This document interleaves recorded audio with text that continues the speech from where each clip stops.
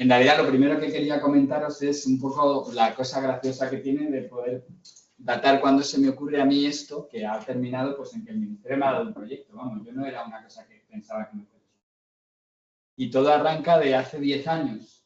A mí se me ocurrió una idea, bueno, después de un accidente personal gordo en la vida. Un día, cuando empecé a trabajar otra vez aquí en la Universidad del País Vasco, con Javier Sebastián y Michelle Concepta, se me ocurrió una mañana una cosa muy tonta, pero que me dio vidilla, y es entender Utrecht como un momento en el que la monarquía hispánica sigue siendo un imperio, y no cabe la menor duda, tiene toda América, aunque ha perdido las posesiones europeas, pero no se puede decir que sea una metrópoli.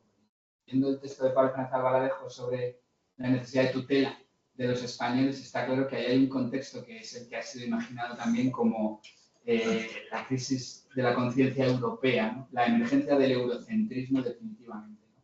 La idea de que hay una metrópoli que se llama Europa, ni siquiera es París. Está claro que entonces ya no es la monarquía hispánica, entonces ya no es. Entonces la idea de que podía haber un imperio que no fuese metrópolis me dio a mí para inventarme un palabra, y en ese momento estaba yo, que llevaba un programa de radio en el Círculo de Bellas Artes sobre historia y memoria con colegas, y quería dejarlo, y monté una editorial que continúo teniendo, que se llama Postmetrópolis, y le puse el nombre con esta idea, que es: yo nunca podré desarrollar un proyecto sobre esto, pero dejo la marca de que la idea se me ocurrió poniéndole el nombre a mi editorial, y si alguien luego llega y la dice, bueno, yo a eso le llamé Postmetrópolis, cuidadito, así quedó. Y además con esto de lo que queda después de, o sea, es lo que queda. La idea de un post es lo que ha quedado de algo que ya no está. Pero bueno, lo que pasa a continuación es que hace unos años me iba a meter en un proyecto europeo francés que estaban montando, y de repente me quitaron de en medio. Los colegas de ahí dijeron no sé qué pensar, y me encontré con que justo en ese momento mi centro de investigación en la Universidad Nueva de Lisboa abría una cosa que yo creo que es muy interesante plantear en cualquier universidad, y yo lo recomiendo en esta, que es lo que llaman proyectos exploratorios. Te dan un poco de dinero para que tú propongas una idea, pero tiene que ser para intentar presentarte a proyectos europeos. Y si no, no te dan. A mí ahí daban 10.000 euros, ahí me dieron 8.500 con esto, que se llama Explorando la temporalidad de la postdecadencia, y ya había acuñado esta palabra. En fin, imperial y su influencia sobre la cultura y las políticas modernas. Bueno, y de ahí pude montar unas reuniones, una en Lisboa y la otra en Budapest. A la de Lisboa estuvo Chema, también otros colegas, para los dos imperios, porque a mí se me ocurrió esto, para 5 imperios, dije yo, desde el principio. Ahora vamos a ir viendo eso y cómo el ministerio en realidad me financia 4. Bueno, la idea es que se me ocurre que mi hipótesis, que yo la tengo un poco trabajada para el imperio hispánico, que ahora veremos cuál es, tendría que ser también válida hasta cierto punto, o poder sugerir maneras diferentes de tratar historia imperial, cultura imperial, en el paso de los siglos XVIII y XIX enteros hasta la Primera Guerra Mundial, en otros imperios que tienen un pie en el antiguo régimen. Y esto para mí es la clave de todo el argumento que los proyectos que he presentado es: estos no son los imperios, hay que trabajarlos de una manera, no, hay que trabajar de una manera los imperios antiguos, de otra diferente los imperios que arrancan de la Edad Moderna Europea, y de manera diferente a aquellos que relacionamos con el gran imperialismo de la era del capitalismo y del liberalismo, porque lo que los diferencia se puede ver de dos maneras, pero que van conjuntas. Los más modernos arrancan con una cosa que llamamos estados nacionales, que se desarrollan luego como imperios. Los otros, alguien puede decir, también son estados nacionales. Bueno, pero hay otra cosa, y es que las matrices conceptuales con las que se discute qué es imperio y qué no, y qué es esos órdenes, están antes o después de la Ilustración. Entonces, si tienen un pie antes de la Ilustración, está claro que hay algo que es diferente en la forma en la que luego, después de la Ilustración, se tienen que hacer cargo de lo que son o de lo que han sido. Y esto ha sido como el matriz de distinción de partida. Y entonces, bueno, yo lo que hice fue, sobre todo en la reunión de Budapest, encontrarme con antiguos estudiantes míos de Estambul y que les había contactado, y otras personas, haciendo un documento contando lo que yo quería hacer, lo que yo había pensado, y si les latía, les interpelaba. Y un montón de personas, 6 o 7, 9, me escribieron diciéndoles que les interesaba, y bueno, yo les pagué un encuentro en Budapest, en una universidad del funcionariado, creo que se llama, que hay ahí, y a través de Horschel, de un colega experto más bien en liberalismo parlamentario en el 19, pero que le gustó la idea, y él nos acogió ahí. Íbamos a hacerlo en Estambul, Pero al final no pude porque hubo ese conato de atentado, no sé acordáis, unas bombas que iban a poner, una movida que tenían que ver con Suecia, y era justo de la escuela sueca, o no escuela, sino vaya, como la institución cultural sueca, la que nos iba a acoger a través de este personaje que es importantísimo para mi proyecto y que seguramente lo veréis por aquí, a lo mejor mucho, puede que no tanto, que se llama Isa Blumi y que es un tipo que viene de la escuela de la New School of Social Research de Nueva York, estudió con Hobsbawm Contilly y es un especialista en el mundo otomano y el Habsburgo a la vez, pero sobre todo, a su vez, en los confines del mundo otomano. Acaba de publicar un libro sobre Yemen, que es un libro de actualidad, que luego, a lo mejor creo que tengo otra diapo. Es más un economista político, yo soy más un historiador cultural, si se quiere ver así, aunque he hecho otro tipo de cosas, y me interesa mucho la teoría social, muchísimo lo demás. Y él sabe mucho también. Nos entendimos muy rápidamente él y yo, y decidimos con esta otra colega que estuvo, que se llama Melis, que trabaja en una universidad norteamericana y que ha trabajado el mundo pues, de los oficiales, los funcionarios y la cultura laboral en el mundo otomano del 19, más bien en la época de Tanzimat, pero no solo. Y nos entendimos bien para intentar solicitar un proyecto europeo, que hemos pedido 2 veces. Es un proyecto Synergy, University Synergy, que son los más grandes de tamaño, los de más dinero, los de 10 millones de euros, para 6 años, porque mi centro de investigación se interesó rápidamente por el proyecto que yo quería pedir como University Senior, no sé cómo se llaman, Advanced, y me dijeron, no, tú tienes una cosa más grande, búscate partners porque necesitas más gente. Yo lo hice con ellos con éxito. Isa y yo íbamos a ir a acabar en la Nova y Melis en Sabangi University, que es la universidad en la que yo fui visitante, y ella tenía también un cierto vínculo. Entonces era todo muy cómodo, con 2 centros nada más, 3 investigadores. Entonces propusimos primero un proyecto que se llamaba, que estaba centrado en el concepto de postdecadencia, y que y que eso es una evaluación que se hace en 3 fases. Pasamos la primera, y no pasamos la segunda, pero con una evaluación súper positiva, que claramente era preséntense otra vez, pero lo que más cuestionaban era el concepto de postdecadencia, lo cual me llevó a mí a llevarme mi primera colleja y de mis propios colegas, es que tienes mucho eso con la temporalidad, con el valor del tiempo y tal. Y dije, bueno, pues es lo que yo tenía ahí. Y entonces mi centro nos apoyó también mucho para hacer una segunda presentación hace ahora ya 1 año, justo, la presentamos. Y esta vez, esta primavera, pues nos han escrito que no hemos pasado el primer corte, después de haber mejorado mucho el proyecto. Es una cosa muy típica de los proyectos europeos que cambian los equipos evaluadores de un año para otro por obligación. Y al que te ha valorado, es verdad que cometimos el error de que eso se valora en 2 fases y con 2 documentos diferentes. Y donde hicimos más el énfasis es en el segundo, pensando que el primero estaba suficientemente bien. Pero le cambiamos y el segundo ya se llama, un estudio multidimensional interconectado sobre la perduración de los imperios europeos, 1710-1900. Y no, pues no cayó.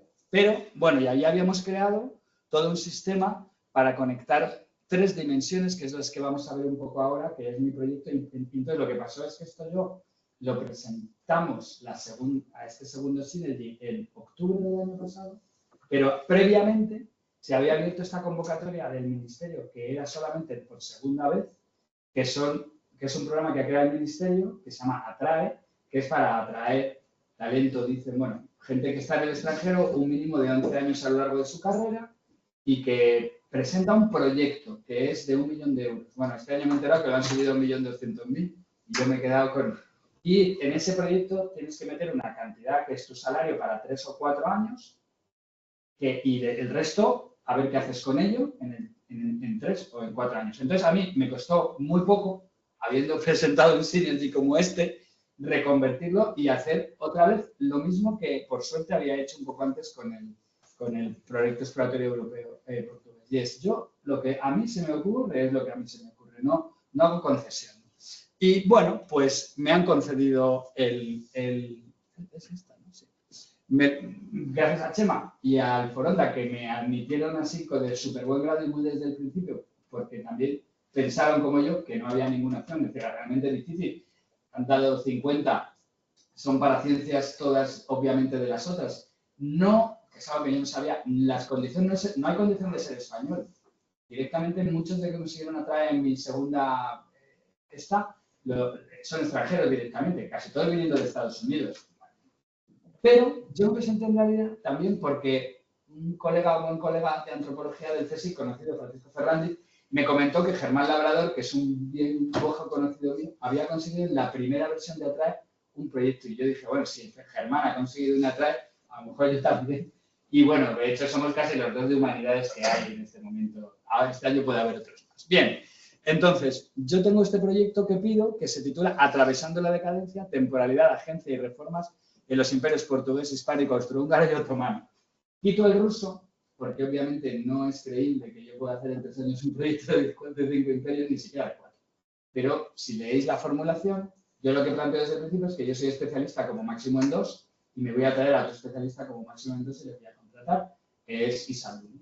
Él acepta de muy buen grado y, bueno, aunque yo soy el que monta el proyecto y soy el IT, pretendo traerle como contratado, que se frustra una vez que ya lo he conseguido. Resulta que no puedo traer como contratado, ahora os puedo explicar eso. Y básicamente, bueno, lo que es la hipótesis, que aquí está un poco resumida, tal y como está en el proyecto, presentada, es que hay una dimensión de experiencia del tiempo y de concepción del tiempo que puede tener relevancia para comprender el paso a la modernidad de los territorios que han estado bajo dominación imperial colonial a lo largo de los siglos XVIII y XIX. Que implica romper un poco con la convención de que la Primera Guerra Mundial destruye unos mundos. Bueno, si no llega a haber habido, a lo mejor no se hubieran destruido. Es decir, los imperios podrían haber perdurado más, los grandes imperios continentales que tienen un pie en el antiguo régimen. ¿Por qué? Porque, y en cambio, ¿qué es lo que hay que estudiar de ellos que puede ayudar a salir de algunos debates tipo tradición-modernidad, cambio-continuidad, etcétera? Es que ellos tienen una experiencia histórica de gloria imperial, normalmente en un periodo anterior a la Ilustración, no necesariamente, pero sí claramente una experiencia de declive por la competencia de nuevas potencias a lo largo del largo siglo XIX. Y eso no lo experimentan los imperios emergentes entonces y hace que su historia sea distintiva, pero que tenga un valor cómo enfrentan el legado imperial, que lo pueden haber experimentado, como el caso hispánico más tal vez, en forma de ya no lo tenemos, pero claramente lo tenemos, porque lo tenemos en el Caribe y lo tenemos en Filipinas, pero es que lo estamos empezando a tener en Marruecos. Es decir, siempre hay una dimensión imperial, aunque aparentemente no quede imperio, porque siempre hay alguien a quien le puedes asignar la posición de colonia, pero para los otros imperios que yo tenía en mente, claramente sí. Y entonces la hipótesis es un poco que la trayectoria imperial previa culturalmente impacta y afecta a referentes valorativos profundos, a semánticas conceptuales clave, porque implica una contradicción, digamos, una encrucijada muy extrema de nostalgia o ruptura, que no se da con los imaginarios de tipo nacional, que son siempre esencialistas. Siempre hemos sido esto, los españoles, o lo está. También los españoles tienen una concepción de identidad nacional, ni de duda, pero en los lugares que no hay experiencia, digamos, imperial previa, la idea de que la nación siempre ha estado y lo único es las encrucijadas a las que se enfrenta ahora por el salto a la modernidad. Es muy diferente de hemos sido y ya no somos, y precisamente la modernidad es o bien la oportunidad de volver a tener lo que fuimos, y eso produce un tipo de discurso fuerte, no solo discurso que me interesa menos, sino una experiencia del tiempo y unas concepciones sobre el tiempo más de tipo cíclico y de la posibilidad del regreso y de la vuelta, pero claro, y aquí está la clave de mi proyecto, con matrices conceptuales que ya son post-ilustración, que son del liberalismo, que no son comparables y se producen cortocircuitos interesantísimos. Una manera muy rápida de decir, bueno, el franquismo tiene mucho de esto. Es el intento de todavía montar un mundo imperial, pero en un periodo de que la gente ha tenido experiencia ciudadana, se ha entendido lo que son derechos, constituciones. Evidentemente no es posible, pero que claramente se intenta, sí. Y que eso marca muchas cosas. Pero está la otra opción, también igualmente radical, que es la que permite explicar por qué estos 5 imperios, por ejemplo, son los territorios donde más se extiende el anarquismo en la segunda mitad del XIX y a veces produciendo grandes formulaciones.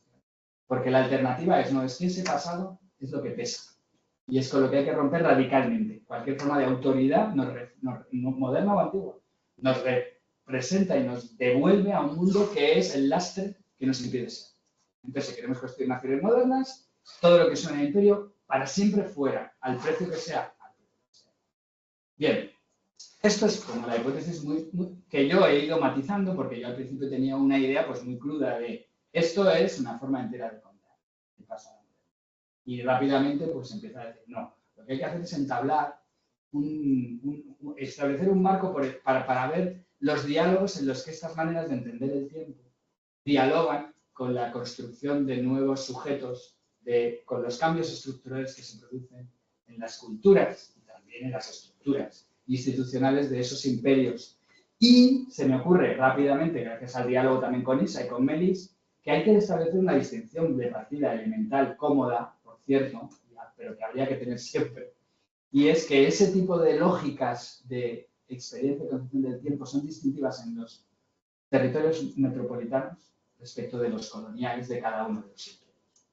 Y ahí se pueden producir maneras de entender. Por ejemplo, yo empiezo a pensar ya entonces que las independencias americanas tienen que ver con un 18 en el que las colonias tienen una percepción diferente acerca de qué es lo que esa temporalidad imperial supone para ellas a lo largo del tiempo. Una vez que la decadencia se ha medio instalado, porque el caso español con el portugués son muy claramente de una sensación de supervivencia de la decadencia que es el periodo del 18.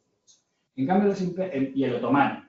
En cambio, el ruso y el austrohúngaro no tienen esa experiencia en absoluto. Todo lo contrario la tienen. Y precisamente el argumento es, nosotros vamos a mantenernos como imperio sin decadencia gracias precisamente a las reformas ilustradas, José II, Catalina, en fin.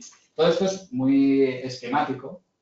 Además de que, como os decía, a mí me financian 4 imperios. Pero yo, una vez que entro en esto, pues decido incorporar el ruso a mi red que he montado aquí ya en el Foronda, en la página web. Pues yo no me da la gana de prescindir del ruso. Hay personas que están dispuestas a trabajar sobre él y yo voy a hacer como que están en el proyecto. Luego, para las cosas de financiación, pues ¿qué le vamos a hacer? No es así. Pero lo que yo, y al mismo tiempo que incorporo el ruso, también acepto del diálogo con Isa y con Melis que mi obsesión con la temporalidad puede ser excesiva y que en realidad hay una manera más completa de entender lo que se llamaría, hay muchas maneras de contar. A mí me gusta la de Charles Taylor, imaginarios sociales modernos. El imaginario tiene influencias sobre las prácticas y los procesos, pero el imaginario no es solo sobre el tiempo, también sobre el espacio.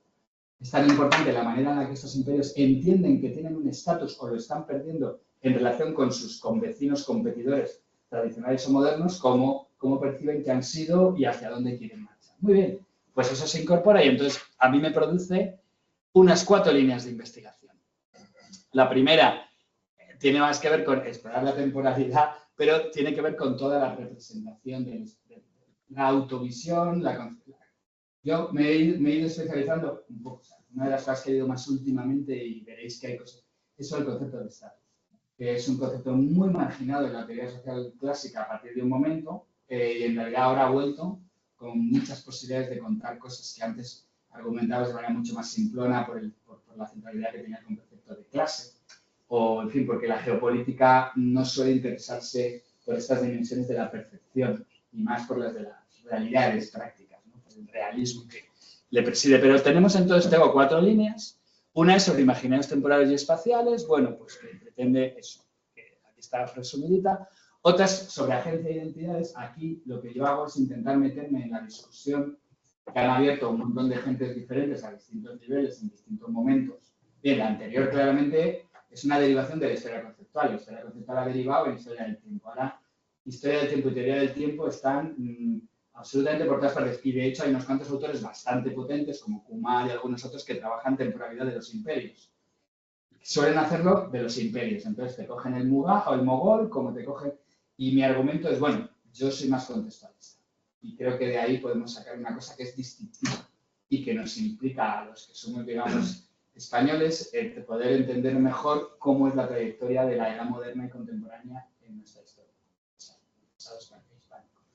Bien, en el caso de las agencias, lo que hay es el gran debate sobre el individualismo metodológico y sobre la emergencia del sujeto de la modernidad como un individuo y la idea de la individualidad como la agencia natural y normal del mundo moderno. Pero siempre ha habido una discusión acerca de y qué pasa con todo el mundo corporativo del antiguo régimen. Pero eso produce también, y es evidentemente también, otra tradición que es la de los estudios de historia más social, de la emergencia de una clase obrera y, por lo tanto, los imaginarios de tipo colectivo.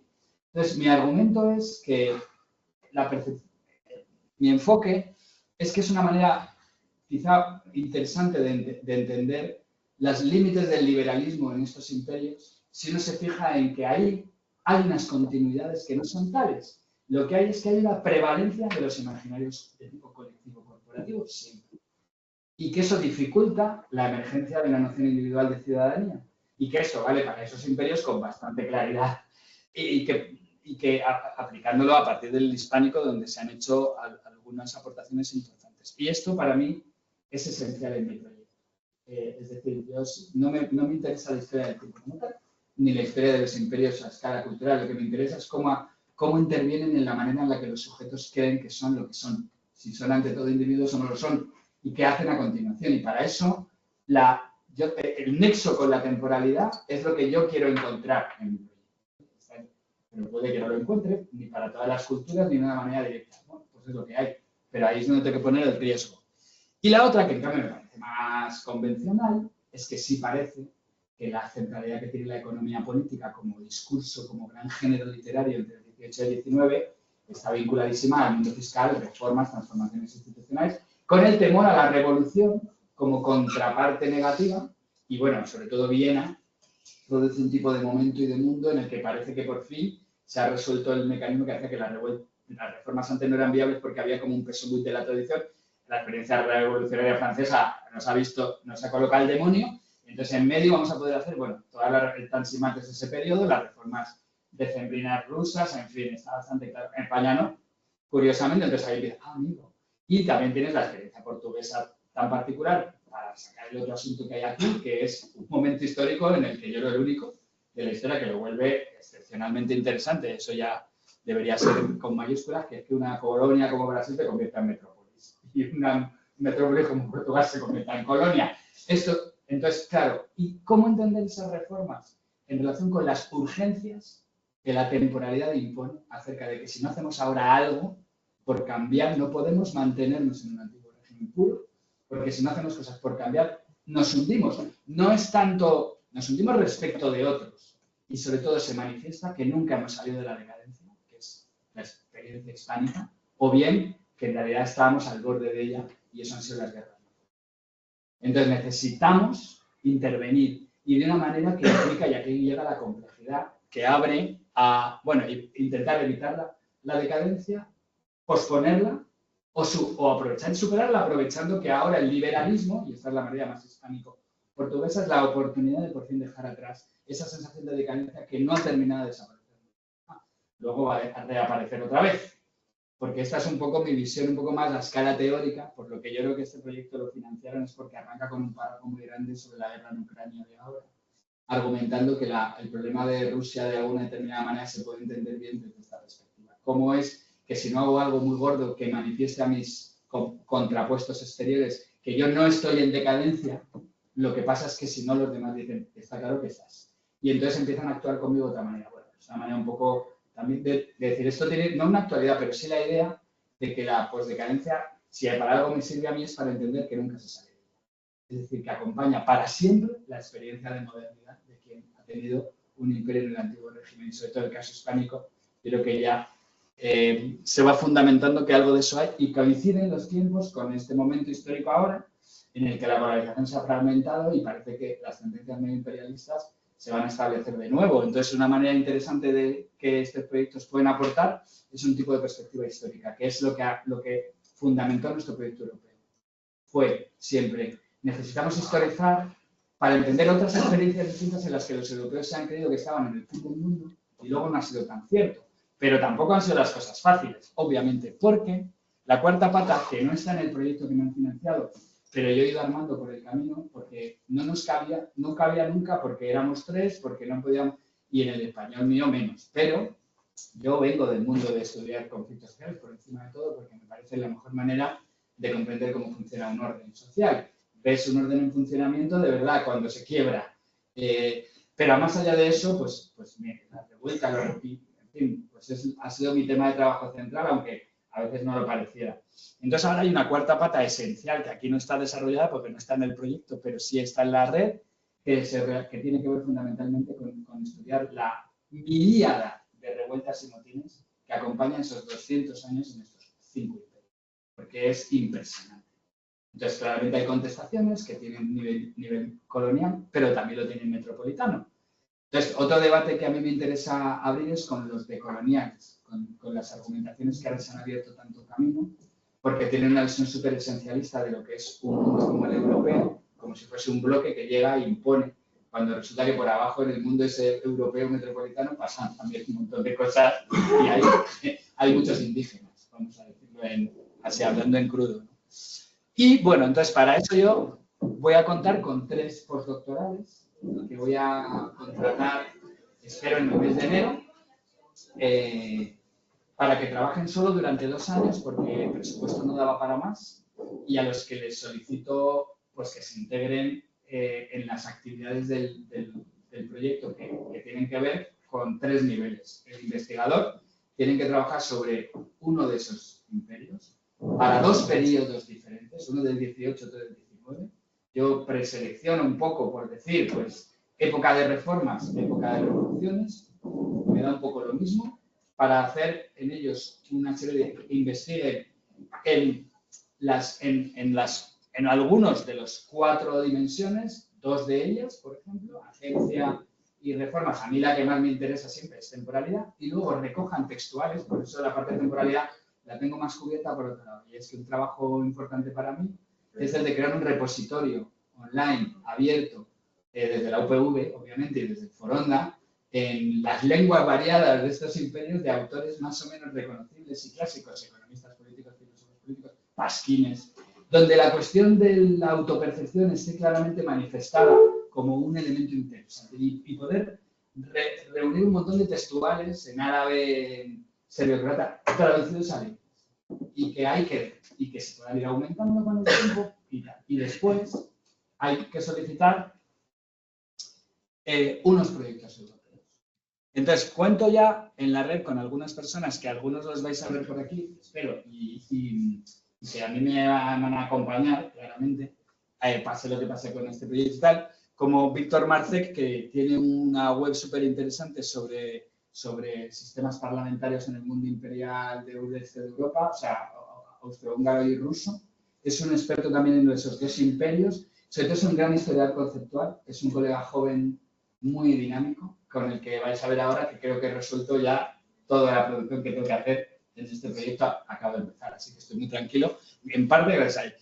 Adriana Luna es una colega mexicana, pero que trabaja en Finlandia y que le han dado ahora como 3 proyectos a la vez bestiales para reconstruir el lenguaje de la economía política, del cameralismo, de ese corazón centroeuropeo de los siglos XVIII y XIX, germánico, que es diferente de la tradición, o sea, la herencia de Keith Trail, no sé si conocéis, pero bueno, un autor anglo-alemán que siempre se ha mantenido como al margen de las visiones típicas de lo que es el origen de la economía política, Adam Smith, etcétera, y que dice, no, hay otra tradición, que es la tradición centroeuropea, que por cierto, a España llega por Italia, Adriana Luna, a Aragón, y aquí hay muchas cosas que contar que no son las típicas. Y luego, bueno, es una tipa que también está muy metida en el grupo de historia conceptual que ahora veréis del que yo también formo parte. Alp es un colega turco especialista en historia del tiempo y temporalidad, también en historia conceptual, que dirige una escuela que hay en verano en Estambul, que va a estar vinculada también al proyecto, ahora lo veréis por qué. Y Christian Cyril Lynch es un brasileño que ha trabajado sobre todo el periodo, es científico político, pero muy historiador, trabaja sobre todo el periodo de la época imperial brasileña y el pensamiento político de esa época. Y bueno, es también un colega de los del grupo Iberconceptos, del que yo también formo parte desde hace años, aunque yo soy una especie de verso suelto en ese grupo. Estoy bastante metido en el grupo de conceptos fundamentales y dirijo yo un grupo concreto que es sobre constitución mixta, que ha sido uno de mis trabajos a los que yo me dedicaba, vais a ver un poco. Pero con el resto de conceptos, bueno, con personas concretas tengo muy buena razón, Gabriel Entín, etcétera, pero nunca me he sentido parte de Iberconceptos, vamos a dejarlo dicho así. Y, bueno, entonces, personas que también están ya en la red metidas y con las que yo sé que voy a trabajar, porque algunas son exalumnas de Estambul, ahora ya algunas bien posicionadas, otras no, y que tienen interés en el proyecto, y yo me gustaría que también fuesen a nutrir la feminidad del Instituto Foronda. Son Equinatillas, que acaba de publicar un libro sobre pensamiento político otomano en la época de Tanzimat, y ya estudió en Harvard, es una tipa, pero está sin trabajo. Vive en Lisboa. Nasan es una de mis mejores estudiantes de Estambul, que trabaja 19 temas distintos, pero ahora relacionados muy con género y mundo ciudad, entonces también tiene algo que aportar. Esta mujer es súper activa. Tamara Schir es austríaca en Viena y trabaja diversidad cultural en el mundo austrohúngaro, que es otra dimensión clave para cosas. Y sobre todo ha sido muy entusiasta siempre. Y luego Galina Durinova es una chica rusa que vive ahora en Estrasburgo, es siberiana y trabaja minorías étnicas en el mundo. Y todo muy relacionado con conflictividad, con imaginarios, con tecnologías de biopolítica, etcétera, en el Imperio ruso. Bueno, son ejemplos de las personas con las que más o menos cuento. Y lo que se trata es de, en 3 años, presentarme una vez por lo menos a 2 candidaturas distintas de la Unión Europea, potentes, que bueno, son bastante difíciles de conseguir, implican un trabajo grande, para eso quiero tener también ayuda de mis postdocs, o sea, no. Y bueno, vamos a ver, yo ya me he presentado en Synergy 2 veces y ese es el más difícil, en términos de trabajo. Uno es las acciones COST, que son fundamentalmente redes de investigadores europeos que se vinculan entre sí para hacer reencuentros y reuniones y trabajar temas comunes, más o menos cada uno por su cuenta. Tienes que juntar bastantes gentes de bastantes universidades y decir, tenemos un tema de trabajo amplio común, pues aquí lo tenemos, culturas. Historia conceptual se puede meter entre paréntesis y culturas imperiales en la transición a la modernidad. Y bueno, y esto tendría la guinda, lo que yo realmente le ofrecía, esto me lo he planteado más bien luego, pero lo que le ofrecía al ministerio, ya estoy llegando al final, es solicitar una red doctoral, la constitución de una red doctoral, para la cual se necesitan un mínimo de 3 universidades en países diferentes de la Unión Europea, con valoraciones distintas, no lo mismo Holanda y Bélgica, que en cambio el este de Europa, que están mejor valorados porque se trata de potenciar. Entonces, precisamente lo que yo voy buscando son universidades del sur y del este de Europa, y establecer ahí un diálogo de esa manera, que no pase por este lado de Europa, sino más bien por este.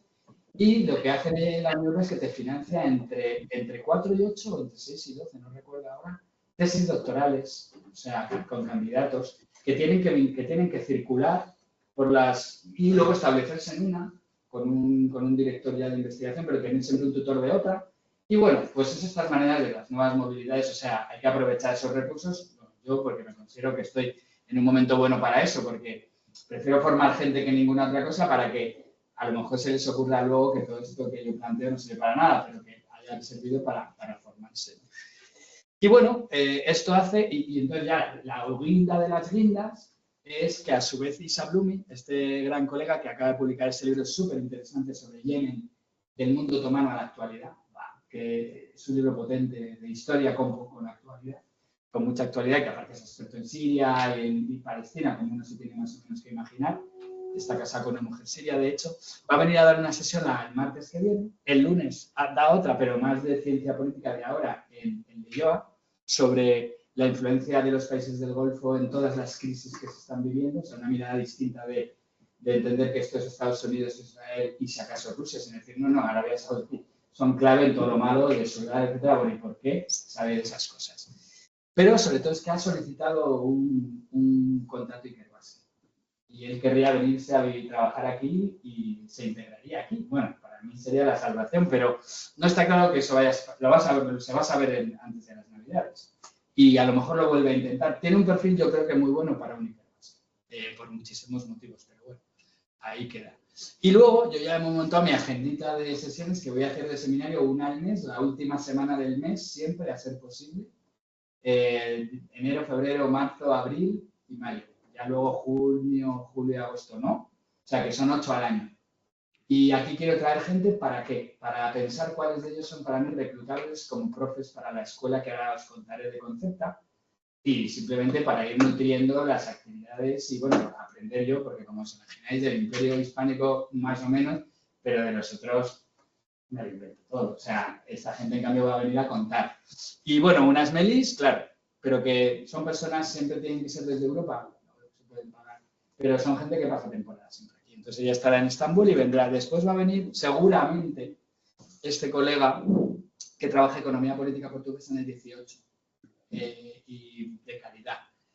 Un postdoc mexicano que trabaja el mundo del trabajo y el concepto de trabajo comparado entre México, España y Francia en el 19 y la emergencia de lo que él llama una república imaginaria de trabajadores, o sea, como antes del socialismo marxista, hay muchas cosas de interés con esta reflexión sobre el artesanado y su vinculación al capitalismo. Va a venir Víctor, que ahora veis es que se ha vuelto muy clave, por suerte para mí. Y después en mayo va a venir Víctor, bueno, para hablar de 1905 en el Imperio Ruso fronterizo, o sea, en las colonias y no en el Moscú más conocido. Y después un estudiante mío de Estambul y su mujer, que pasan temporadas en Europa, van a venir en mayo. Ella es historiadora de la ciencia y trabaja un tema que me interesa mucho a Isa, que es pues, todo esto de la higiene pública, factor relevante de los cambios institucionales en el Imperio Otomano. Y él va a hacer una cosa que yo creo que es súper interesante. Su proyecto actual es comparar Cuba con Creta. Dos procesos de descolonización forzada por las nuevas potencias de interés que coinciden en el tiempo, en dos imperios distintos y que no han sido puestos en relación. Él, como habla castellano, más o menos bien, pues está trabajando comparadamente. A su tesis fue sobre Creta y ahora ha metido Cuba como punto de encuentro.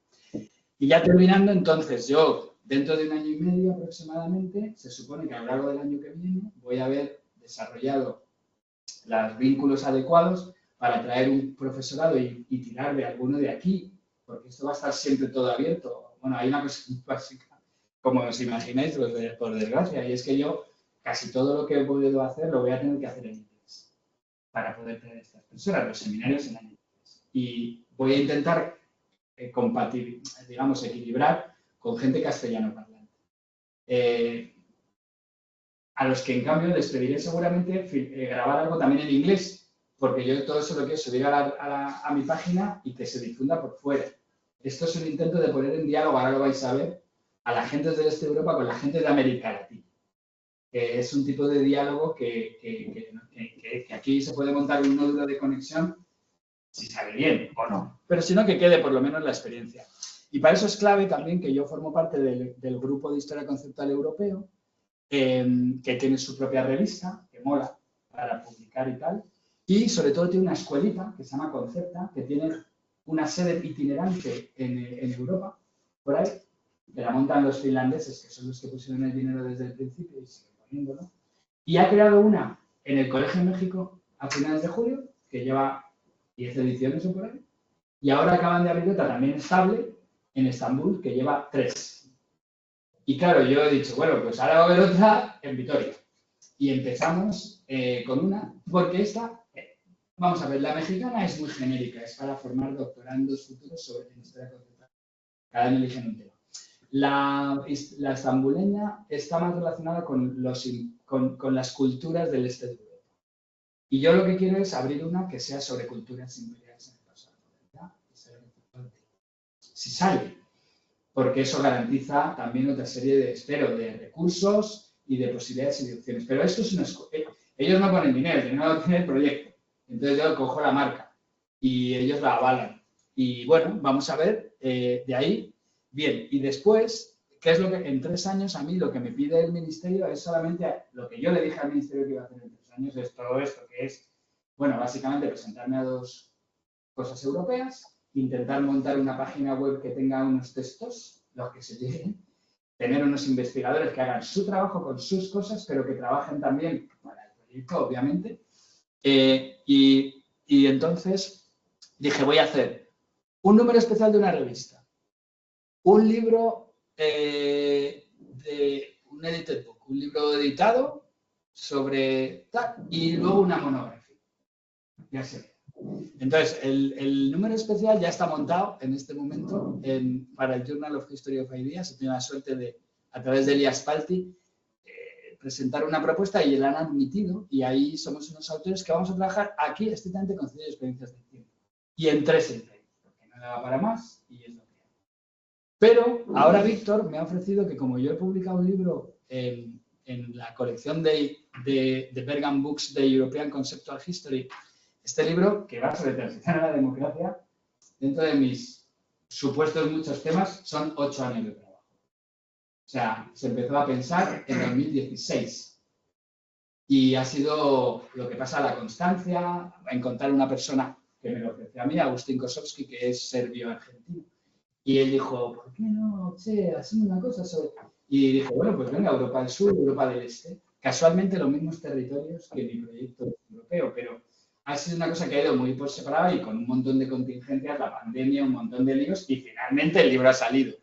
Y con tal suerte que eso hace que Víctor, que también tiene un libro en la colección, ha propuesto, por ahora, de manera muy oral, a los directivos de, pues a Michael Frieden y a Billy Van Steinmetz, la posibilidad de sacar en la colección lo que sería el Edited Book Camps en el mundo. Y bueno, ahí está, yo creo que va a salir. A mí ahora se me ha ocurrido hacer 2 volúmenes, porque uno solo, poco, pero bueno, sería en muchos años vista. El caso es que, me siento contento falta el famoso libro monografía que yo en teoría querría escribir con Isa Bloom y con los 3 doctorandos que vengan en el último año, para publicar ya más adelante. Y puede que con lentitud, porque a ver qué podemos hacer ahí de una historia transimperial, comparada, cómo escribir a cuántas manos, por capítulos cada uno, eso todo está por saber. No se puede, yo no lo puedo prever. Lo que sí es, bueno, esto es un ejemplo de lo que a mí me gustaría que estuviera luego en mi página. Cogemos un texto de Semper en este caso, que habla claramente de que las causas de la decadencia son la ignorancia de la economía política y los empeños superiores a las fuerzas del Estado. Bueno, se traduce al inglés y se hace acumulación, y me gusta el puntito así un poco arqueológico de coger el textito tal cual de tal. Y luego os termino contando ya lo que es la investigación que yo quiero hacer en estos 3 años, que es otra cosa que me viene de muchísimo, muchísimo atrás y que no he metido a lo mejor la diapo fundamental, pero cuando yo estuve de postdoc en Estados Unidos, mi director de investigación entonces, Robert Brenner, acaba de publicar su tesis doctoral dirigida por Lawrence Stone en el año 77 y estábamos en el año 95. Se tiró 20 años en un cajón, mientras este marxista del debate de la transición lo recuperó en un momento dado y lo publicó en el año 95, y además me pidió que le hiciera una crítica, y el libro se llamaba Merchants and Revolution, los comerciantes y la revolución. Y entonces yo había hecho una tesis sobre los comuneros de Castilla. Él es el que me dijo, hombre, si te quieres meter en estas cosas en serio, tienes que ir a mi tesis. Y yo, pues, mordí el anzuelo y me he tirado un montón de años, desde el año 30, ¿no? Básicamente, acumulando y empezando a meterme, porque yo y he encontrado por fin ya, aprovechando, o sea, todo esto de la postdecadencia me ha venido de lo mismo, de leer lo que era mi idea desde el principio, que es la pregunta que yo me he seguido haciendo y me la hago.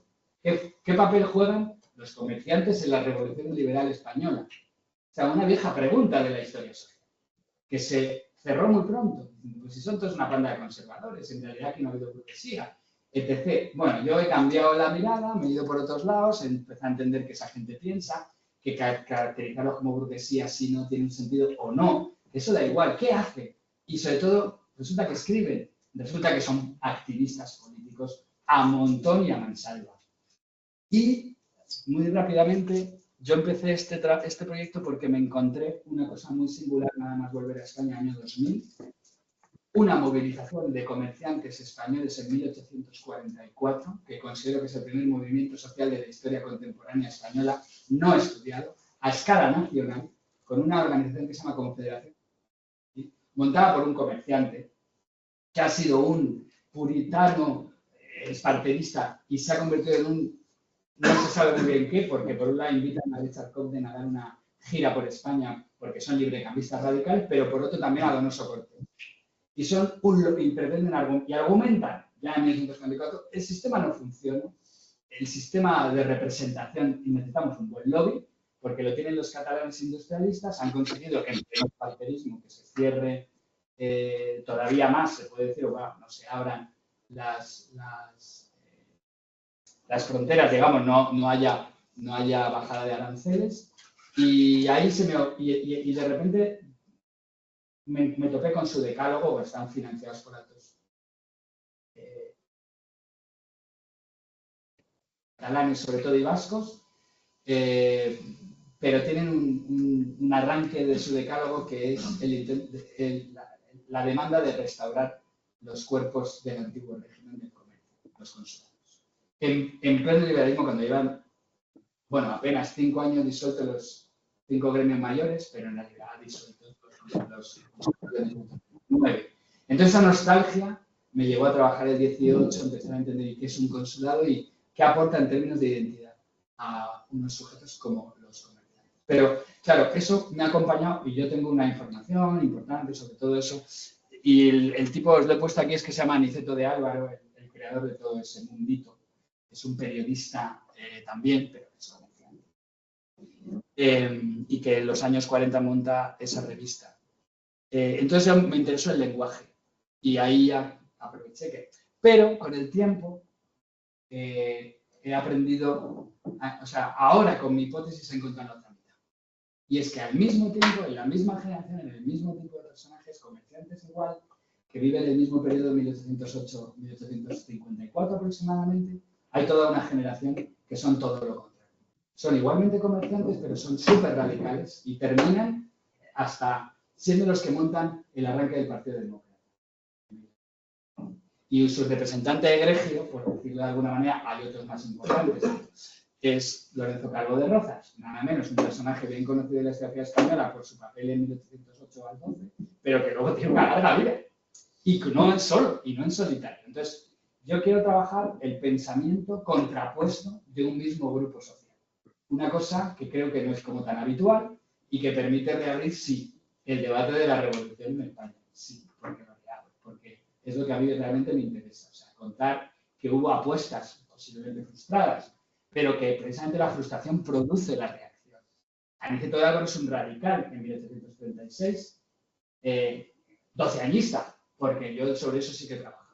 Es la herencia de la cultura de Cádiz en la formación del liberalismo. Entonces, bueno, esto es lo que va a ser mi investigación. Y junto con esto, espero también, en estos 3 años, hacer una edición crítica nueva y además también en inglés, ojalá, de El Bosquejo, de Campomanes, que para mí es la gran obra de la economía política española del 18, por encima de ninguna otra, que por desgracia, bueno, por suerte, se publicó en el año 78 por primera vez, porque es un texto que jamás salió publicado, hasta que en 1978 se publicó en la Editora Nacional con un estudio que en su momento, pues claro, pues es el estudio que se podía hacer entonces, pero ahora sabemos muchas otras cosas sobre cómo entender qué hay ahí. Y para mí lo que hay ahí es súper interesante porque es un imaginario de postdecadencia muy fuerte, con un añadido que me llevó a transcribirlo, lo estoy transcribiendo literal de la versión que tengo que está en el archivo Campomanes de Madrid,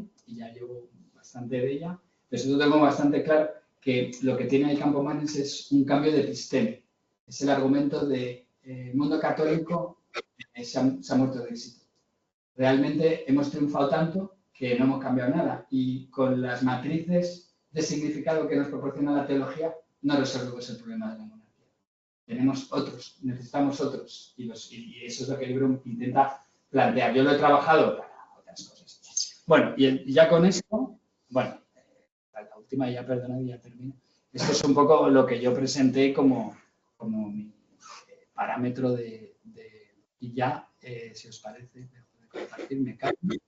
Y muchísimas gracias por estar aquí, por haber aguantado todo este rato, que yo soy un poco como David y hablo mucho. Y lo que queráis, adelante.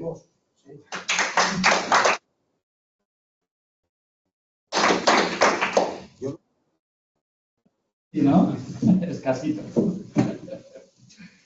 Pues una cosa interesante, si pedís proyectos europeos, y creo que con los españoles también, y es lo que digo, es que cuanto menos pides, más facilidades tienes de que te lo concedan. Porque hay un intento siempre de que nos estamos quedando cortos. Vamos a poner también qué tal. Y claro, luego llega un evaluador y dice, esto no se puede hacer en 4 años ni en 3. Y yo esta vez es la vez que o sea, dije, voy a hacer un número especial de una revista, un libro editado que le pongo un presupuesto de un Open Access y luego un libro que no pongo si está en caseta, que lo voy a hacer con nada más en 3 años. Yo dije luego, va, claro, motivo de más para que no me lo den. Bueno, pues luego van los evaluadores y dicen, muy ajustado el presupuesto y muy bien planteado que en 3 años no se pueden hacer demasiadas cosas. Bueno, ahí queda.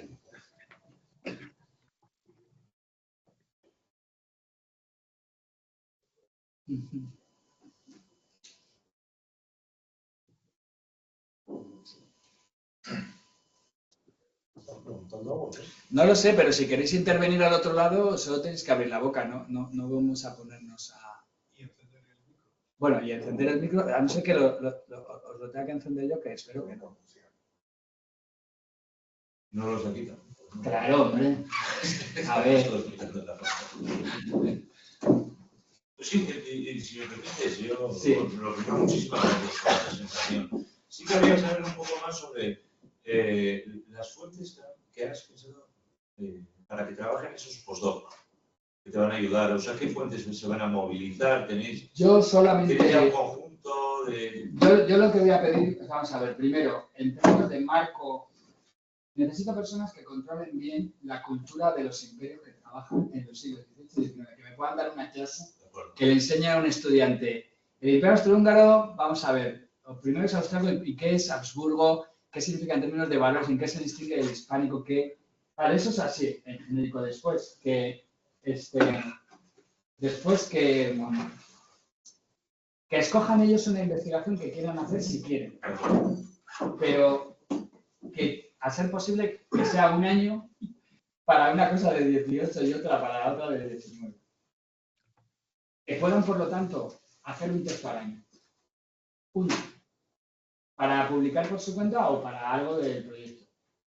Y después sí o sí, escojan el tema que escojan, que tengan un buen listado de textos representativos, que representativos no significan de alta cultura, necesariamente solo, siempre, y que puede ser uno, por ejemplo, un catecismo liberal, como pueda ser hasta una homilía de las muchas que hay religiosa de una zona marginal de Pará, me da igual, pero que esté justificable para irlas una por una, que tengan obviamente contenido que interesa al proyecto.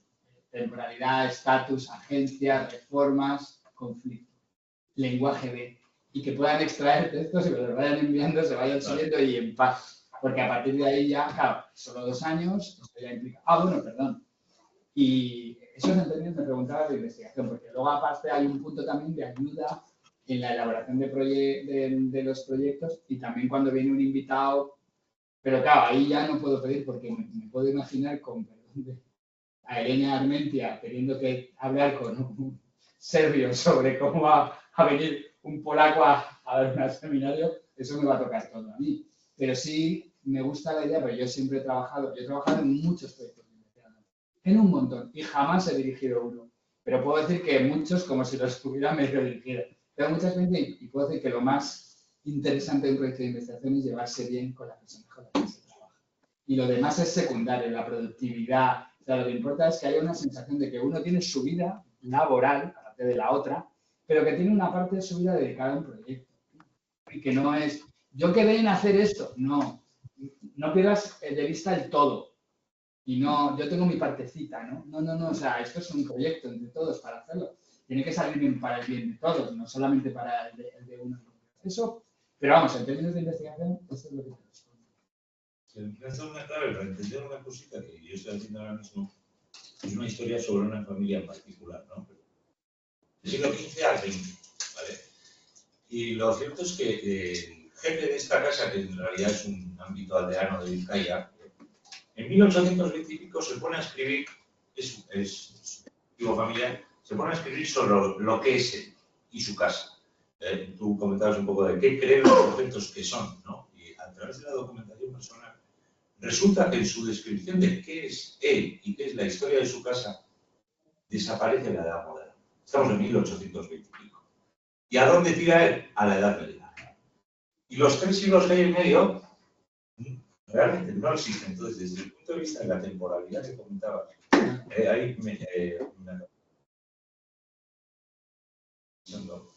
y son fuentes en las que sospecho que para el siglo XIX, en la percepción de la temporalidad, hay mucho material.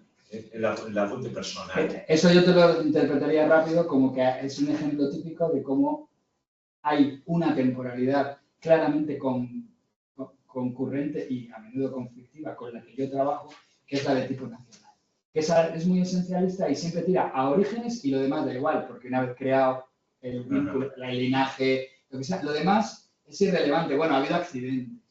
Y en cambio, esta es una típica manera que tenemos muy naturalizada de entender cómo son los grupos, que siempre tienen un origen y una visión esencialista. Bueno, pues la temporalidad de los imperios nos obliga a hacer otra cosa. No sé, lo que yo suelo hacer en público cuando me invitan a hablar de temporalidad imperial es decir, desde que hay una nueva historia del tiempo, tú tienes dos visiones de la temporalidad que se han instalado en cualquier convencionalmente, porque son las que, según Cossel, producen la imaginario de temporalidad moderna, que son la cíclica y la lineal. Una cíclica inmanentista y una lineal trascendentalista, una muy política y la otra en cambio muy impolítica o no política, que de alguna forma se combinan en el concepto moderno de revolución, que las tiene a las dos y que ahí somos los herederos. Y claro, yo me invito y digo, sí, pero es que hay una tercera, que además tiene una tradición súper interesante porque no es estrictamente eurocéntrica. El gran pensador tradicional de ella es Ibn Khaldun, que es musulmán. Y es la temporalidad de los imperios, que es una pirámide truncada, auge y caída. No es un ciclo y no hay vuelta, pero no es lineal y menos es trascendentalista. Pero tiene un añadido que es el arranque de mi hipótesis. No me importa ya decirlo públicamente porque ya no tiene un valor como que me lo van a robar, que no me importaría, y es que la tradición antigua hasta la Ilustración hereda la idea de que después de la decadencia de una civilización no queda nada. Y nada es nada. Los restos arqueológicos quedan, ¿no? Las glorias de Roma. El latín corrupto. Pero no hay. Y esto es lo que rompe el capitalismo comercial y las guerras de religión en los mundos ibéricos de otomano. Es la posibilidad de que, de hecho, el texto que yo voy a escribir ahora para el artículo para el Journal, donde está también Chema, es en torno de un tropo de época de la primera mitad del 18, finales del 17, comienzos del 18, súper rico, que es el del letargo. Los españoles están aletargados. Han caído en una enfermedad que, cuando tú lees la tratadística de la historia de la medicina, es el cajón desastre donde se meten todas las cosas que dan lugar finalmente pues como a un estado de coma. Y a todo eso se le llama letargo. Es estar muerto, es estar vivo. A veces se sale del coma, se sale del letargo, otras veces el letargo es obviamente el antesala de la muerte. Y cómo es que en el 18 se rompe ese imaginario a comienzos. Y además a través de un personaje en concreto, un autor importantísimo de la primera mitad del 18, que empieza a reírse de que eso no se puede contar. O sea, no nos hemos muerto, y de hecho monta todo un dispositivo para contar. Los muertos están muertos, nosotros estamos vivos. O sea, el imperio, la decadencia no ha supuesto el fin de esta civilización. Bueno, eso es una novedad histórica desde mi punto de vista. Es una novedad de concepción del tiempo. Nunca antes se había dado en las tradiciones existentes. No digo que alguien dijera, hombre, algo de eso había. Sí, ya, pero no como núcleo de pensamiento tanto que desaparece. Es como un inconsciente colectivo, que durante un tiempo ha funcionado y de repente cuando deja de funcionar, que no es casual, coincide con la revolución científica aplicada a esos terrenos, con todo el imaginario del debate de la filosofía moral de la época. Y a mí, fíjate de dónde me viene mi conexión con este proyecto, porque está, bueno, es que esto ya lo he escrito y todo, es una frase que mete Ustari en el prólogo a Felipe V de la teoría y práctica. Escribo este texto para sacudir a los españoles del letargo en el que han caído, que es el letargo de la decadencia. Y cambio el letargo, sacudir, se puede sacudir, anda, con un libro encima. Bueno, esto es un poco el tipo de visión de la temporalidad que se contrapone con la que en ese momento también está apareciendo con fuerza, que es España es una nación. Y ya somos nación como otra. ¿Y qué somos las naciones? Pues Túbal y lo que se cuente da igual, el origen. una vez que lo somos. Y claro, y eso es lo que a lo mejor tú te estás encontrando. También diré que Ekin, esta compañera, va a pedir tal vez, si las cosas le van bien, su idea es contar un 19 mediterráneo a través de los epistolarios. En lugares portuarios diferentes hay un montón de epistolarios, de particulares a particulares, e intentar como centralizarlos un poco y empezar a ver cómo hay historias de vida que están contando, en efecto, genealogías o bien no, hombres nuevos. Yo no tengo nada que ver con lo que había en este puerto, soy la generación que acaba de llegar con los nuevos negocios. Muchas gracias. Tú sí que sabes más que yo de todo esto, ¿Cuál? que sabes más que yo. No. Tardaré mucho en hacer la digestión de todo y de lo que piensas hacer con este proyecto. Una cosa, yo creo que la reflexión sobre la temporalidad es buena, es interesante. Puede contribuir también a que cambiemos un poco las cronologías habituales de cómo entendemos la historia de España y la historia contemporánea también, ¿no? Pero luego hay otra cosa que también en el proyecto tuyo creo que, de hecho, seguro que lo has considerado, que es que junto con esa reconsideración de la temporalidad debe estar también una reconsideración de los espacios ¿no? Un poco lo que hablábamos antes con Belén, ¿no? De lo que te planteaba ella, de cómo en estos espacios imperiales hay regiones, espacios que no se acaban traduciendo en una nación. Antes se traducen en varias, como es el caso que ella estudia, ¿no? Pero lo mismo te puedes encontrar en Perú, en muchos sitios. Y esas, sin embargo, sí tuvieron significación. Las que no fueron. Porque durante bastante tiempo fueron los espacios donde sucedieron cosas, ¿no? Claro.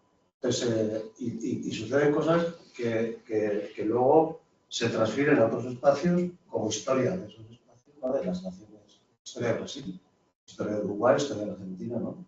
Claro. Cuando en realidad no habían ocurrido ni en Brasil ni en Argentina, habían ocurrido en un espacio que hubo entre una república cisalpina, imperios intentando controlar los límites de los propios imperios, las fronteras imperiales, ¿no? Hace tuvieron en un momento dado una significación y luego la pierden, ¿no? Pero como historiadores quizá lo interesante es recuperar que esos espacios tuvieron tanta significación como esas temporalidades. Claro, yo a la red la he llamado trans imperial past, haciendo un énfasis en trans, un poco que para mí es un polvorón difícil de tragar porque hay una historia transnacional que ha habido en los últimos 25 años que a mí no me gusta fundamentalmente porque homogeneiza y yo soy radicalmente historiador en esto, en que los conceptos en que nosotros trabajamos lo específico. Lo que pasa es que necesitamos mucha, cada vez más y mejor teoría de la buena generalizadora. Yo me formé en un momento en el que todo eso se podía vivir con cierta armonía.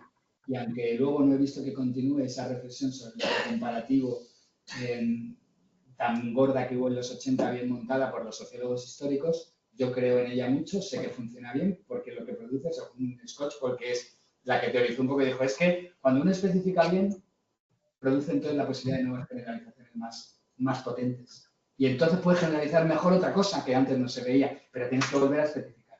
Entonces, a mí una historia trans no me gusta, en principio, como idea, si es para homogeneizar. Todo es más o menos igual, ¿no? La transición española es como la de, no es como, es distintiva. Y como eso todo. Pero, en cambio, trans sí, porque una cosa muy interesante, claro, que ahora se trabaja muchísimo más, es la famosa circulación de ideas. Que también es un término un poco como ñoño para decir, bueno, es que estas gentes están en contacto entre sí, pero luego las fronteras se transfieren a menudo y entonces sí que se rompen las unidades de trabajo y complejiza, pero al mismo tiempo enriquece. Y yo sí que, en cambio, para mí, cuando uso ahí trans, quiere decir como efecto de una buena comparación. Comparando unidades y encontrando aquellas cosas que no hay que comparar porque están mucho más unidas y análogas y se rompen hasta las barreras y fronteras. Y junto con eso, trans y luego imperial, porque a mí esta de la dialéctica imperios-naciones tampoco me convence cuando no es la clave. Yo siempre hablo de que las distinciones de grupo que dan lugar a conflictos, las identidades de las que hablo siempre me salen solas, son las típicas esa teoría social, que son género, etnia y clase. Y ya cuando llego a la de nación digo, si se me está olvidando la nación, no la tengo tan en la cabeza. Claro, dialogas con gente de Europa del Este y ahí parece que es esencial y elemental, pero también por cómo se ha contado la historia de la crisis del imperio, sobre todo también del otomano. Nosotros tenemos un poco la ventaja, entre comillas, de que bueno, hay claramente problemas de identidades nacionales, por ejemplo, en la metrópoli. Pero en cambio no tiene por qué haberlos necesariamente en el mundo colonial, porque a lo mejor la nación, como se escribe también sobre América, no es la unidad de pensamiento de los territorios al emanciparse. Son más bien cuestiones militar-administrativo-políticas las que rompen territorios, pero en cambio debajo las identidades que cuentan son, diría yo, las más locales, juntas, etcétera. Y esto también vuelve otra vez una manera de enriquecer al hacer comparaciones. Quiero que no estés el día 24, porque lo que va a contar aquí Daniel Gutiérrez Ardila precisamente es una historia de cómo en la Gran Colombia el territorio transita de una concepción del territorio como espacio jurisdiccional, por tanto hay que llenarlo de jueces en sentido general, ¿no? También pequeños jueces que controlan pequeños espacios de territorio, a ser concebido como un espacio administrativo y, por lo tanto, a disposición de la nación. La nación sí puede intervenir en ese espacio, puede dividirlo, puede crear cantones, puede crear provincias, puede crear lo que quiera, porque es su espacio, ¿no? Cuando, en realidad, quien ha dado lugar a la nación son esos territorios. Y, sin embargo, la nación interviene en los territorios. Porque se le da la condición de soberanía. Una lógica constitucional a una lógica administrativa. Claro, y al final las administraciones producen también identidad territorial que puede terminar siendo nacional. Entonces es romper un poco la cadena causal que damos por hecha, de que tiene que haber una nación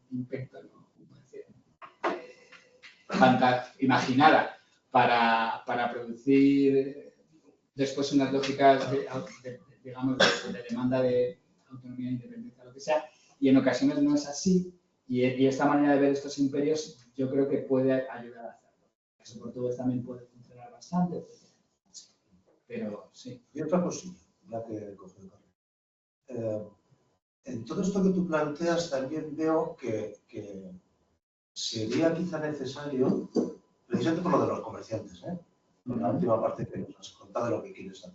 De las poquitas que quieres hacer. Esto de los comerciantes me parece muy interesante porque yo lo veo del siguiente modo. Tenemos un siglo XIX en el que la revolución política, por decirlo así, se plantea de manera temporal y de manera más o menos coherente y lógica, ¿no? Es decir, tendrá que haber un sistema representativo, una monarquía constitucional, en el que funcionen determinadas instituciones que gobiernan el espacio, bien sea el espacio imperial, como nación imperial, bien sea luego lo más pequeñito de España y sus colonias, ¿no? Más o menos lo tienen claro, ¿no? Yo creo que es que el problema está en la otra constitución, en la constitución social. Constituir una sociedad no es tan fácil como constituir la nación. Y en el problema de la constitución social yo creo que lo que tú has contado adquiere muchísimo sentido porque, a ver si logro explicarme bien, de alguna manera, estos comerciantes que andan pidiendo en los años 40, poco después de haber suprimido la restitución de los consulados, no están pidiendo la restitución de su propia persona como comerciantes, ¿no? Y por lo tanto, si se entienden como persona en el sentido tradicional de la teoría de la persona de los juristas de la edad moderna, lo que están pidiendo es la vuelta de los privilegios, ¿no? De alguna manera. Privilegio comercial. De hecho, la reforma de Andino de 1829, el artículo 2, sigue diciendo el comerciante es un estado social. Deja dicho. Esa es la idea. Porque es que lo que no puede decirse de él es que no sea un sujeto social distintivo. Bueno, fíjate en Cádiz lo que han hecho, ¿no? Mantener los consulados y tener doble sistema representativo, como ciudadanos y como miembros de un gremio, cosa que no hace ningún otro colectivo, ni la Iglesia, ni el clero, perdón, ni el ejército, que son las otras corporaciones que supuestamente los municipios. Pero claro, qué curioso, municipio es territorio, es la cosa. Y yo te doy bastante la razón, este ha sido siempre mi argumento. El liberalismo deja desnudos de armazón institucional para preservar una identidad que es distintiva y que es el signo de los tiempos, porque no es lo mismo ser que decir, si fuese el gremio de toneleros, ¿no? que el de los comerciantes, que son la flor y nata de esa cosa que es los nuevos tiempos en los que el dinero y el dinero es esencial y los sujetos que la representan. Pero en cambio te diré, en contra de, y a favor un poco del argumento que podría tener a lo mejor Clavero, si estuviera, diría, pues mira, dices algo que yo no he dicho, pero que va en la línea, y es la Constitución del 37. Les destruye, porque se ve perfectamente en el proceso constituyente. Esa Constitución se hace después de un golpe de 12añista, abre un proceso constituyente, pero la legislación electoral que se utiliza para formar el Parlamento de 1836, que va a abrir el proceso, es la de Cádiz de 1812. ¿Qué sucede? Bueno, eso lo tengo estudiadísimo. Hay una proporción de comerciantes gigantesca en las Cortes de 36, que paradójicamente, un poco Fernández Miranda diría, anda, mira, como lo de luego, se hacen el aquí, porque construyen una constitución que los expulsa masivamente. Como tienen unos niveles censitarios, es el gran debate. El debate es quién tiene derecho a ser elector o elegible. Y se ponen a nivel, por una serie de problemas de tipo de un debate que tiene unos condicionantes. Yo creo que es lo que funda un poco mi libro de Plega Pueblo, o sea, ese capítulo en el que yo argumento que la clave estuvo en el debate electoral del 36-37, se convierte la propiedad de la tierra y el pago de impuestos altos en el criterio, y estos comerciantes se quedan todos sin derecho al voto. Y ahí es donde empieza su viraje. Que cuidado, es un viraje complejo porque primero se radicalizan bastante pronto y son espartanos argumentando, bueno, aquí el problema lo tiene la regente y sus manejos y sus tal pero claro, si lo miras a otro nivel y volviendo a como lo veía, la visión más tradicional, pero renovada con una historia más con el giro lingüístico de por medio, es que es un conflicto entre dimensiones de una supuesta burguesía, de una manera. Es decir, ellos creen que son el nexo que junta a las viejas aristocracias terratenientes con los nuevos artesanos en proceso de capital, al mercado capitalista mundial, y en cambio dicen, y hemos salido derrotados. Entonces nos dicen, hay que amoldarse a un... Entonces nos dicen, el sistema parlamentario como tal no permite, claro, por eso es que es el momento de Balmes, que no es casual, es que todo el debate es que ese mundo constitucional no ha producido un tejido social estable, denso, con autoidentificación de quién está por encima, de quién ocupa el centro, en efecto. Y estos comerciantes es que se sienten, vamos, claramente clase dominante, ¿vale? Y la mitad de ellos son apenas tenderos. Bueno, por cierto, la movilización que montan es un lockout, que es otro temazo. En el siglo XIX ha habido un cierre de tiendas durante días en todas las ciudades de la península. Es muy para la historia de los movimientos sociales, que a mí me interesa una vez más por eso, porque ahí es donde se ve que ese orden se ha roto por un punto y lo que se le está demostrando es que esa que antes se llamaba burguesía, yo no la voy a llamar, los tipos que son tipos que son actores políticos y al mismo tiempo pensadores políticos. Y ellos en efecto sí que creen y se vuelven muy reaccionarios con el punto este católico fuerte de el orden tradicional nos dejaba en un mejor lugar cuando se supone que el derecho mercantil estaba hecho para estas gentes que se dedican a la usura y que hay que mirarlos con un poquito, pues nada menos que es preferible. ¡Wow! Entonces, claro, no tanto por el argumento de la nostalgia, sino por el problema que representa ese tipo de la falta de dar configuración y al final eso solo se va a lograr, yo creo, en la restauración.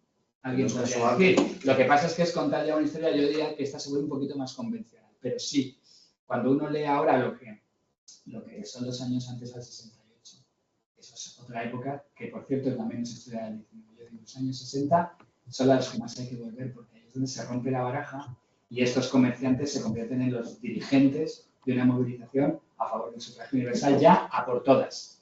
Y son ellos, son normalmente, bueno, no solo, abogados también, si ya eso, sí, pero qué casualidad no casual, y que metan a un tipo como Figuerola y que vengan muchos de ellos del mundo del comercio y de la reflexión de la economía política, y que ya lo que argumenten es el sufragio universal. Que hasta entonces no se ha hecho y que es fundamental.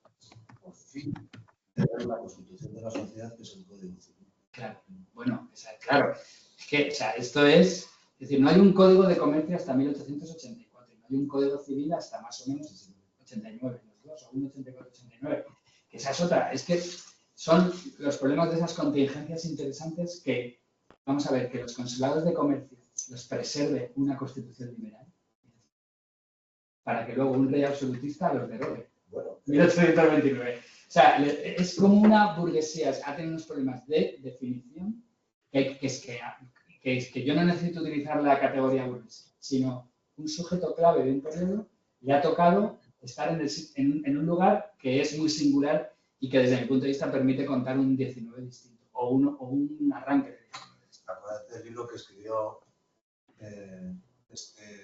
Martínez, el de ICOES, en la Autónoma de Madrid, el Derecho, sobre los orígenes del registro de la propiedad, en los años 60 también, claro, que en realidad deriva de la necesidad de tener seguridad para las hipotecas, pero cuando se crea el registro de la propiedad, resulta que lo que se empiezan a registrar no son propiedades, son dominios. Y el duque de Alba empieza a registrar dominios como sobre propiedad casas de privada Madrid pura. porque es dueño del suelo. Entonces, es acojonante que se empiece a registrar el dominio, que es la cosa más antigua respecto a la propiedad no existir, y que no sea hasta 1945, Claro, el confismo, que de verdad un registro civil de la propiedad, un registro de la propiedad como registro de la propiedad, ¿no? Pura. Pero luego viene José María Aznar y permite inscribir, que es otra vez registrado. Totalmente. De hecho, el ciclo por la tierra en Castilla, sobre todo en Castilla, es en el sexenio cuando estalla, porque los arrendatarios pueden por primera vez argumentar que eso no es propiedad y en cambio el usufructo sí tiene más derecho, como se está haciendo en Francia. Y arranca los rabasés y todo arranca de entonces, que luego se politiza ya bastante más tarde, digamos, porque viene la represión y viene la restauración, pero el arranque del problema en términos de discusión, de debate, y tiene que ver con esto, claro, la propiedad, amillaramientos y fisco, pero no interesa quién es el propietario de ni quién ni de qué. Y luego está el problema de los foros en Galicia, que eso es un tema, yo lo que pasa es que a mí me interesa lo que la gente piensa que está haciendo y quiénes son los que hacen cosas en una clave muy colectiva.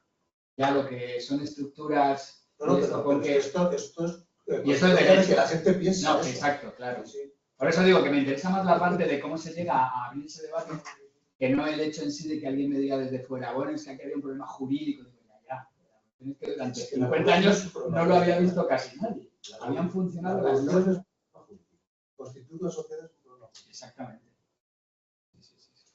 También un problema institucional, ¿no? Estaba pensando, según hablabais, no sé si estamos ciñendo mucho a la puntuación, pero estaba pensando, claro, a algunos nos preocupa más la configuración de élites que se arrogan o ganan o conquistan capacidades decisivas de moldear ordenamientos jurídicos, marcos sociales, liderazgos y tal. En ese sentido, burguesías. Pero podrían no serlo y, de hecho, en otros sitios no lo son, abrumadoramente. Hungría y tal, donde la revolución liberal hace la nobleza. Y desde España te quedas sorprendidísimo. Bueno, a ver cómo nos lo explicáis poquito. Pero iba a los comerciantes, puesto que si interesan esas élites que acaso tengan una predisposición al pensamiento político, acaso lo articulen o acaso no, puede que no sean comerciantes o puede que sí. Y ahí es donde bajo a lo concreto, al terreno de mi investigación sobre los ferrocarriles que estoy haciendo estos días. Los sucesores, no sé si sirve para algo, pero lo denuncio, por eso he ido bajando la conversación a lo concreto. Los herederos directos institucionalizados en el régimen liberal de los consulados son las juntas de comercio.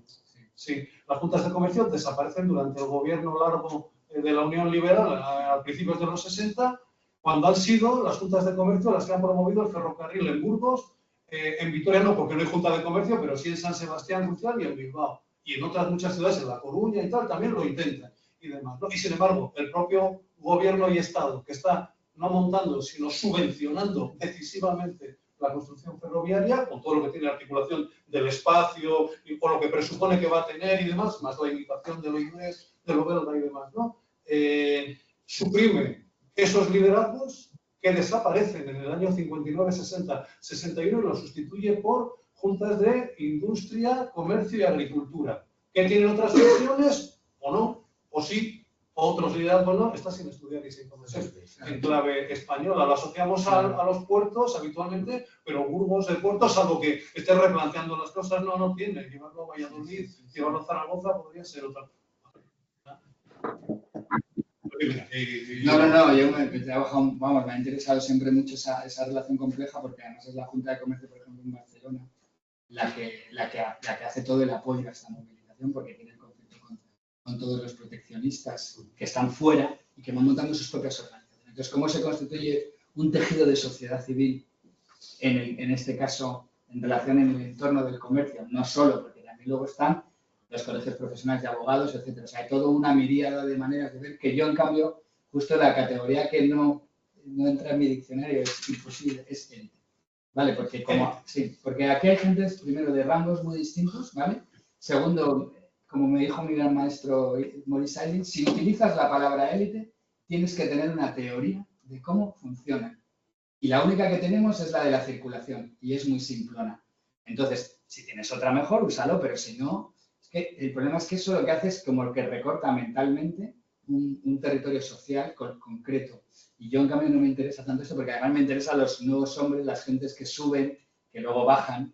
Me interesa, en fin, sujetos como, por decir, a otro nivel, porque esto no es comerciante, pero me valdría exactamente igual Joaquín María López, que para mí es el gran político de ese periodo. ¿Y por qué es desconocido? Porque es un abogado de vida más o menos corta política, que no ha sido visto como lo que fue el típico hombre nuevo, como él se definía a sí mismo, por cierto, viniendo de Alicante comercial a un Madrid del año 33 como Larra, y empezando un mundo en el que se hace cargo de la comprensión de un todo y adopta una postura muy republicana fuerte, siendo un liberal. Es decir, es que las élites que se reproducen a sí mismas, esto no es ninguna reproducción de nada. Esto es una novedad y hay que poderlo tratar de esa manera. Y luego verlos en su espacio moral, ¿no? Como dice Charles Taylor. Estos sujetos no son individuos, sino que viven ¿no? Maman de un entorno del que se nutren de posicionamientos ante situaciones. Se posicionan constantemente. Al punto que, porque María López se posiciona ante Espartero y dice, yo por ahí no te dejo ir. Y yo te digo, pues te ceso. Pues hasta luego, Lucas. Pero yo me mantengo. Esto es una manera diferente de contar, el poder se reproduce a sí mismo, siempre están los mismos, se casan entre sí. No. Es otra. Entonces, a mí me interesa más esa otra manera, porque además me interesa ver el resquebrajamiento. Yo tengo bien recogido que en el trienio estos comerciantes son milicianos, son capitanes de milicia nacional, están todos juntos y 10 años después, 15 años después están peleados. Entonces, esa pelea es lo que yo necesito comprender. Y no como unos como van a ganar, porque por cierto, ¿quién gana ahí? Es que es lo interesante, pierden todos. Y entonces volvemos al problema. Ahí es donde se constituye un tipo de liberalismo en España que deja a los supuestos burgueses en una posición, bueno, como decía Manolo Pérez, ¿no? ¿Cómo era? Fortaleza de la burguesía, debilidad de los burgueses. Al fin y al cabo son fuertes y débiles, porque visto el cuadro general, bueno, España ha cambiado a capitalismo, ferrocarril, pero en términos de grupo de poder, lo que es el comerciante, o sea, el capitalista normal, no el alto capitalista, no tiene lugar de estar representado, organización propia. En cambio, cualquier otro, si los industriales, los políticos, los tal. Entonces, esto es lo que a mí me interesaba en el pasado. Ahora con que ya, como me he metido con otros imperios, pero sí me interesa entender de ahí qué hay de efecto que tiene todo esto sobre la autopercepción de los sujetos como individuos o como colectivos, de cara a la formación de sindicatos, de nuevas formas colectivas, de restos de nostalgias por lo corporativo, y cómo la temporalidad es el vector que está por debajo funcionando como un calentador permanente, porque la sensación de que no van las cosas bien empieza a aparecer a partir de un momento con bastante claridad en el propio liberalismo. Ya en la década de los 40 de esto no es lo que queríamos y por aquí no vamos, mira lo que están haciendo los prusianos, mira lo que están haciendo y nosotros nos quedamos atrás. ¿Por qué? ¿La culpa la tiene quién? Vale, esto es lo que yo... Tiene mucho que ver con la historia de desimperialización, lo que estoy entendiendo, ¿no? Porque estos conflictos entre la clase comerciante en realidad empiezan en el interior, entre otras cosas, discutiendo muchísimo si España debe o no debe reconocer la independencia de las nuevas repúblicas para empezar a comerciar con ellas cuanto antes, y es dominio o la del comercio.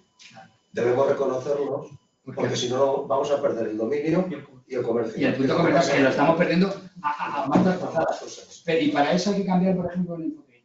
Tirarme un poquito del rollo, una última cosa que lo he puesto, pero lo he pasado de largo.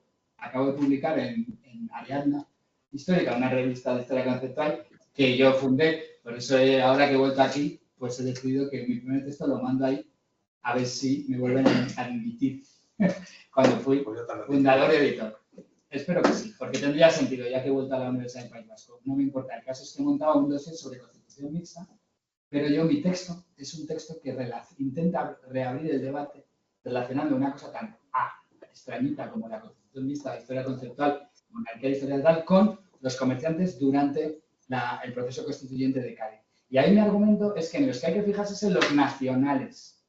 Son los comerciantes peninsulares que no tienen ningún vínculo con el mundo comercial, los que consiguen que el arreglo del comercio implique un cambio gigantesco por dentro que nadie ha visto y que tiene la clave. El consulado era consulado para los cargadores de bienes. Los demás estaban excluidos.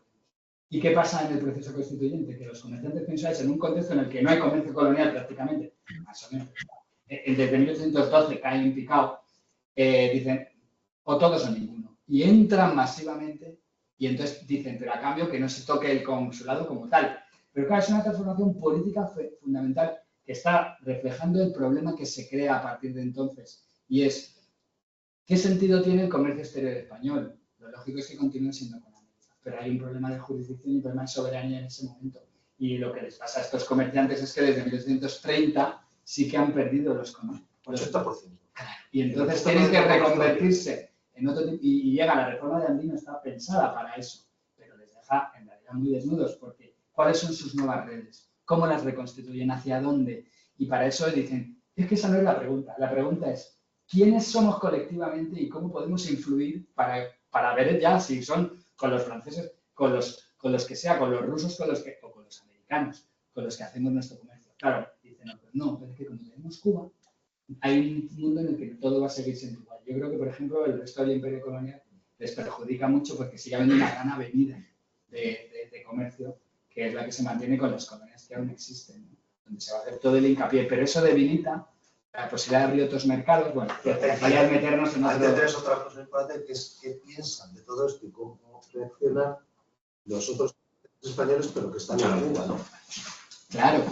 Estos tienen otra visión completamente distinta, precisamente porque están en Cuba, claro. y lo ven de manera completamente diferente. A esas alturas, vamos a ver, si nos colocamos... Así son mucho más modernos. Si nos colocamos en 1680, realmente los discursos que yo quiero trabajar son bastante homogéneos en imperio y colonias. Y en cambio te vas a 1840 y son de lo más dispar. Y eso, en el caso del imperio austrohúngaro, es donde es mucho más manifiesto. Y hay una diversidad de puntos de vista distintos que permiten a una Hungría pelear o a una Polonia. Cada uno tiene una forma de entender cómo debe vincularse con esa metrópoli, pero ya nunca es la que la metrópoli cree que es la correcta, y esa hace que la metrópoli imponga represión. Bueno, también en Cuba pasan luego sus cosas, que es decir, ahí arranca ya el ciclo de la conflictividad, porque los imaginarios, porque los imaginarios de la temporalidad, convertidos en discurso, han generado, digamos, no causa-efecto, pero han contribuido a un caldo de cultivo de la gestación de un tipo de imaginarios que se vuelven con facilidad de tipo nacional, y hay de regional nacional. Y ahí... Pero en cambio en otros lugares no tanto. Entonces, nuevamente, por el Imperio Otomano, por ejemplo, claramente es distinto. Y hay casos muy al revés, ¿no? Isa ha trabajado una cosa súper interesante, para salir en otro contexto, pero bueno, y es como Egipto, es un territorio muy cuidado por las autoridades otomanas a finales del 18 y tiene una auténtica, según el revolución industrial, tan bestial que la invasión napoleónica y luego inglesa va con el mandato de destrozar factorías de textil. Y eso ha sido a condición de un territorio árabe ser potenciado por la minoría otomana favorablemente, en parte también para evitar la emergencia de un tipo de discurso crítico que tenga una componente nacional, ¿no? O sea, esto de trabajar en estos imperios en ese periodo largo permite observar nuestros problemas españoles y americanos que tenemos con un grano de sal diciendo, bueno, cuidado porque hay variedad, no es unidireccional. Para eso a lo mejor sí que sí. Bueno, no sé si... Pablo, yo, bueno, ya que he tenido la fortuna de poder estar aquí, me estaba escuchando y además me he agradecido por poder, ¿no?, nutrirme un poco de lo que compartes tan generosamente. Y todo el tiempo tenía en mente que me parecía, vamos, aquí hablo como más usuario, ¿no?, y un poco desde mi experiencia de los años que fui coeditor de la revista Universitaria de Historia Militar, que me puso en contacto con muchos debates que me estaban resonando escuchándote y que me hacen muy, muy natural, ¿no? que estos comerciantes a muchos niveles, ¿no? Estuvieran pensando en una manera mejor de constituirse, de intentar condicionar el marco jurídico estatal y demás, ¿no? Porque claro, al final yo pensaba todo el tiempo en los trabajos de Rafael Torres Sánchez, ¿no? El proceso participativo, esa hibridación entre contratistas militares y mercaderes con el Estado para cubrir las carencias de ese Estado, contribuyendo además a la modernización estatal y económica, ¿no? Entonces, me parece fascinante la posibilidad de acabar de tejer hilos entre este tipo de trabajos de interpretaciones que también hacen aquí colegas vuestros, como Alberto Angulo, ¿no? Por ejemplo, con todo esto que estás contando, ¿no? Claro, te diré, para que veas lo bien que lo retratas, que algo de Rozas y Aniceto de Álvaro, los dos son suministradores del ejército, y han crecido como mercaderes. Claro, sosteniendo el esfuerzo de guerra de la monarquía en el 18. Desde el 18 sus familias, porque son navarros, ¿no? Bueno, Aniceto no. Sí.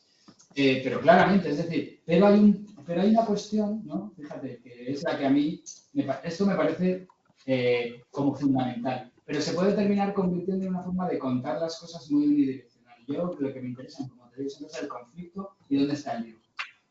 No es casual que dices, son contratistas, sí, pero luego van a ser milicianos nacionales también. ¿Y por qué?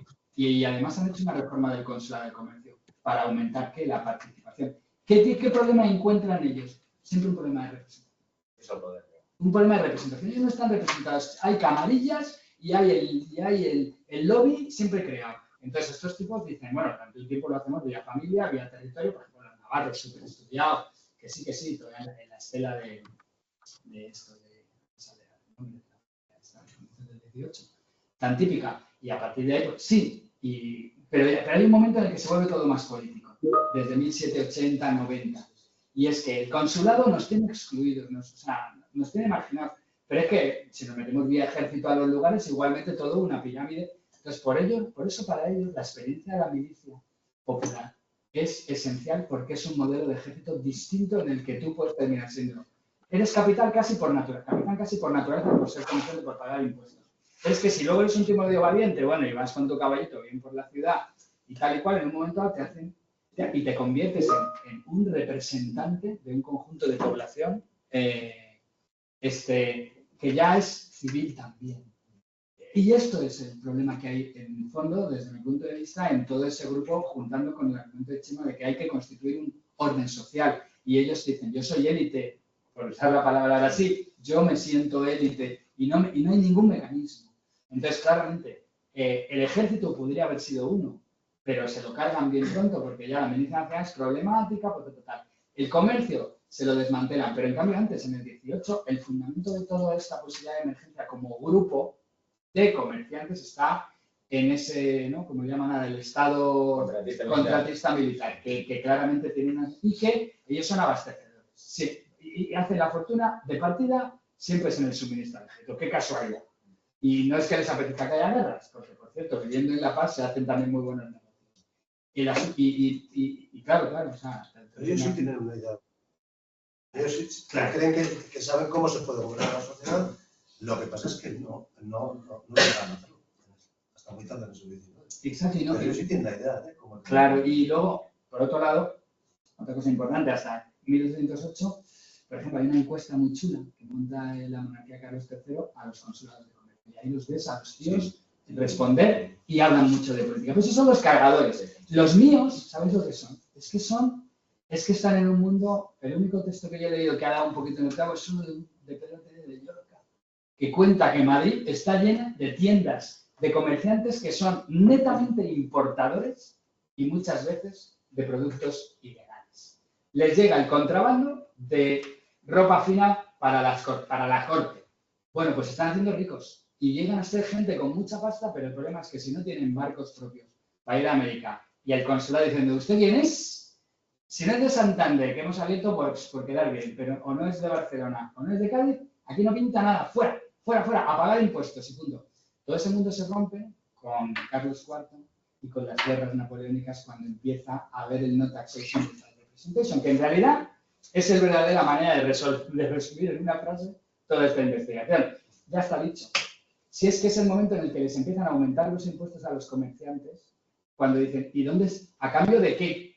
Y se descubre que es que no están en ningún lugar representados.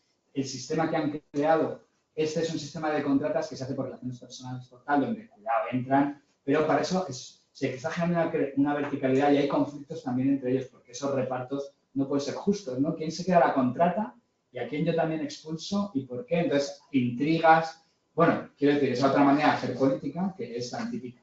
Pero es que siempre hay otra, cuidadito, y la modernidad es la definitoria. Y es la gente entender que somos un colectivo y que tenemos que tener una voz y un lugar donde se nos escuche. El reconocimiento es clave como grupo. Y eso es Calvo de Rozas. Él está ahí colocado para decir, yo es que no estoy solo, ¿eh? Yo represento un mundo. Lo tengo muy creído, ¿eh? Pero es que es verdad. Y va el tipo y hace cosas en mi entorno Cari.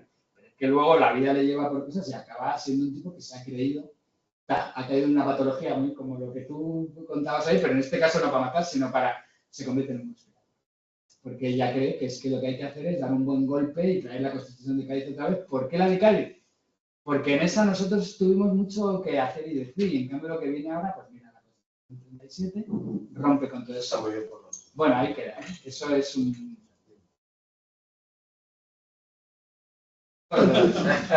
Bueno, y por otro lado, lo más importante quizá para todos, o sea, yo aquí vengo, me emociono, vengo bastante agradecido porque yo trabajé aquí 7 años en otras condiciones diferentes. Gracias a mi paso a la Universidad del País Vasco pude desarrollar bastante mi trabajo en mejores condiciones que antes. Después me tuve que marchar. He aprovechado mucho más el tiempo porque he tenido un contrato largo y yo lo primero que os digo a los que es que hay que reclamar contrataciones. No estabilizaciones, pero sí contrataciones. Para mí, el cambio gigante de mi vida es tener un contrato de 6 años como he tenido en Portugal, porque me ha permitido diseñar lo que antes era imposible. Pero yo vengo muy agradecido porque veo, primero, que tengo donde trabajar, segundo, que el lugar de trabajo es súper dinámico y no, bueno, este otoño ha sido terrible, de hecho, Antonio me ha pedido que no meta un seminario en diciembre, porque es como, no hacemos pie. Y yo digo, claro, pero está genial. Y al mismo tiempo yo tengo una formación un poco más de por fuera y estoy como bien vinculado a mundos exteriores. Hasta cierto punto, en cambio, me falta mucho mapa español, sinceramente, porque no me he dedicado a veces tanto a él. Pero vamos, que yo estoy a disposición de todos los doctorandos, los postdocs al que vamos, para lo que yo pueda aportar, más allá de lo que es mi proyecto. ¿Perdón? Y yo tengo mucho, o sea, la escuela doctoral está, o la red, si se constituye, y para mí sería mi perfecta final. O sea, yo no tengo nada que aportar. Tengo una edad o lo que sea y he hecho, yo ya he contado. Y esto, tengo el título de mi editorial, podría no haber sucedido. Es un regalo. En cambio, lo que no me gusta es que para la edad que tengo y para lo que he trabajado y tal, pues he dirigido 2 tesis, ahora una tercera. A mí me encantaría no dirigir, pero sí tener gente que quiera trabajar en temas de este estilo, más o menos con variedad, cuidado, que yo soy bastante, a mí, o sea, como yo me he ganado un respeto siempre en los proyectos que no eran míos, yo trabajo mucho para un proyecto, pero lo mío no se toca. Pues yo también entiendo que todo el mundo tiene que tener su trabajo de sus cosas como quiere. Pero yo me interesa mucho el diálogo con la gente que sois más docs y tal, bueno, pues desde la edad de nuestra base de edad, evidentemente, pues todo el respeto y todo el buen rollo que permite todo lo que hay aquí. Pero el futuro es muy importante y hay que abrir y yo me encantaría tener gente que continuara hacia donde quisiera o bien que trabajando en cosas que no tienen nada que ver porque yo tengo formación de medieval, de moderna y de contemporánea por la vida, me interesan mucho otros temas y entonces para cualquier seminario que se quiera montar intento también participar, pero sobre todo gente que tengáis interés también dónde puedo mandar algo a publicar o donde sea. Yo estoy en el consejo de redacción de una revista que se llama Histories, que es de MDPI, y también alguna otra de por aquí y por allá. Ahora quiero en Ariadna que me permitan poder volver a entrar porque traigo buenas ideas para dónde buscar gentes y tal. Esa revista merece un mejor futuro del presente que tiene. Y bueno, yo que sé que estoy a disposición, sinceramente, o sea, que vengo más gracias a poder estar aquí. Me entran muchas ganas de contribuir a lo de los demás. Para ahí también va dicho, lo que pasa es que os doy la espalda todo el rato sin querer. Bueno, pues nada, Si ya vale, Sí, ya vale, ¿no? Seguro, sí. Estupendo, Pablo. Bueno, voy a cortar aquí. Voy a cortar aquí, ¿vale? Muchas gracias.